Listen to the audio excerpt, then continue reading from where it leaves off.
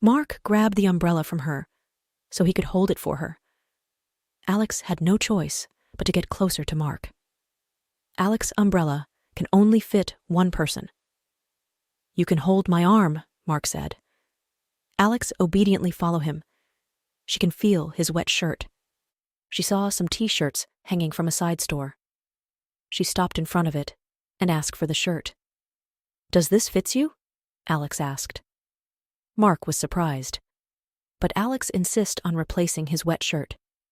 Mark goes to the corner where he changed his shirt. Alex paid the seller when she saw that it fits Mark. "Thanks. How much do I owe you?" Mark asked. "It's free." Mark was confused.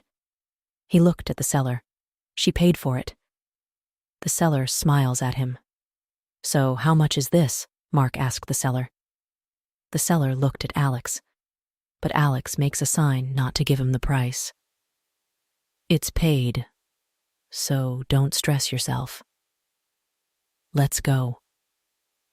Alex was pulling Mark to move away from the store. The rain was already subsiding. Mark reluctantly moved. "Thanks, but I still owe you." Mark smiled. "What would you want?"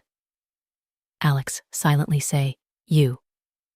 She smiles shyly and looked away. Mark paused, unsure if she was heard. "Let's look for a ride," Alex said, as she saw his face and started to panic. They saw an empty cab, and Mark moved fast to get the driver's attention. He opened the door for her and sits beside her. "Feel better?" Alex asked.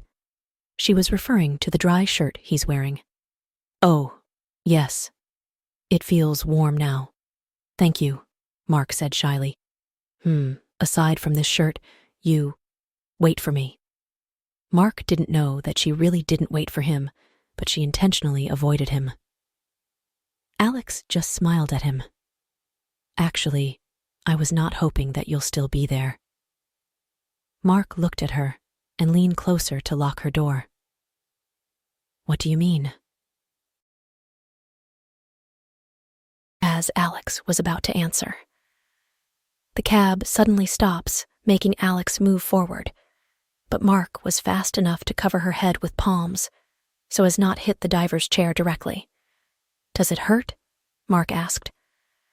Alex shook her head. Mark's broad hands helps to reduce the impact. "What happened?" Mark asked the driver. "There's another car that overtook us. I'm sorry I didn't see it. It's so fast." Then the driver started to move again. For a moment there, Alex's heart beat so fast. Mark noticed this, that he gently massaged the back of her hand for comfort. But it just makes her heart beats more faster. "It's okay now." Then Alex looked away shyly. Mark must have noticed Alex's discomfort, that he immediately took his hand away from her. "Your mom must be worried now." Alex looked at him. "Yeah, she must be. I'll explain to her." Alex shook her head. "It's better that she won't see us together." Mark looked at Alex and seems to think deeply. "Okay, I'll wait." Then smiles at her. Alex was relieved that Mark has not questioned her further. Alex instructed the driver to stop at the corner of her street. "I'll just walk from here." "Are you sure?" Alex smiles at him assuringly. "I want to see you get in before I leave. Can I just follow you, even if we're a few feet away?" Mark looked around. He seems to notice that only few people were outside. Alex smiles to herself. "Okay, even if it feels weird." When Alex moves, Mark was at her side walking. She looks at him questioningly, but smiling. "Oh, sorry." Mark scratched the back of her head slightly and smiles shyly. Alex walked faster. Her heart was racing. Just the idea that Mark was behind her. Before she opens their gate. Alex looked behind her and saw Mark.